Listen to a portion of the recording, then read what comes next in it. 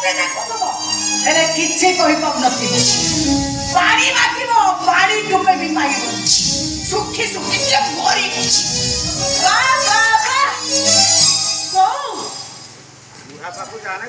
ଏତେ ଦିନ ପରେ ଭଲ କଥା ଟିକେ କହିଲୁ ପୁରାଣରୁ ପଢିଥିଲି ରାମଚନ୍ଦ୍ର ସୀତା ଠାକୁରାଣୀକି ବର୍ଜନ କରିଥିଲେ ହେଲେ ଏଠି ତ ଅଲଗା ସୀତା ଠାକୁରାଣୀ ରାମଚନ୍ଦ୍ରକୁ ବର୍ଜନ କରୁଛନ୍ତି। ଠିକ କରିଛୁ ଆଉ ଗୋଟେ କାମ କାହିଁକି ବାକି ରଖିଲୁ ସେଇଟା ବି କରିଦେ ତୋ ମନ ଶାନ୍ତି ହେଇଯିବ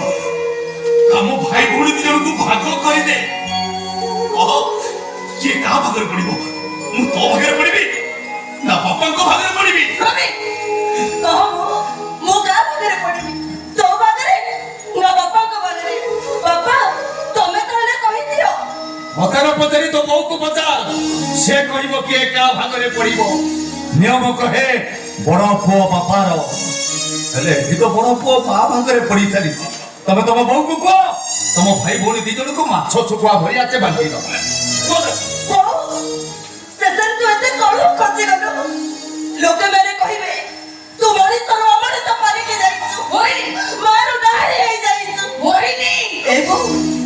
ତୁ ପରା କହିଲି ଉଦାହରଣ ଦଉଥିଲୁ ନିଜକୁ କାଉ ସହିତ ତୁଳନା କରୁଥିଲୁ ହେଲେ ସେ କାଉ ପରି କାମ କରୁନୁ କାହିଁକି କାଉ ମାଟି ଉପରେ ପଡିଥିବା ପଚା ସଢା ମଇଳାକୁ ଖାଇ ସଫା କରିଦିଏ ସେ କେବେ ବି ଚିନ୍ତା କରିନି ନେବୁ ସେ ମଇଳା ପଶୁ ପକ୍ଷୀଙ୍କର ଶବ କିଏ ମଣିଷ ବର୍ଜ୍ୟ ବସ୍ତୁ କେବେ ବି ଚିନ୍ତା କରିନି ନେବୁ ତୁ ସିଧା ମୋ ପାଖକୁ ସେ କେବେ ତ ଭାବୁଛ ନନ୍ଦିନ ପାଖକୁ ଯଦି ତ ନିଜ ଛତ୍ରୀ ଭାବିଥାନ୍ତା ତାହେଲେ ମଇଳି ମା ତୋ ପାଖକୁ ଯାଇଥାନ୍ତା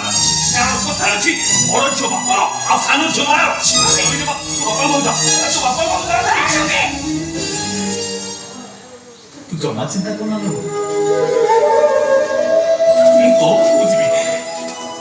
କାହିଁକି କଥାରେ କରା ଅଛି ବଡ ପୁଅ ବାପର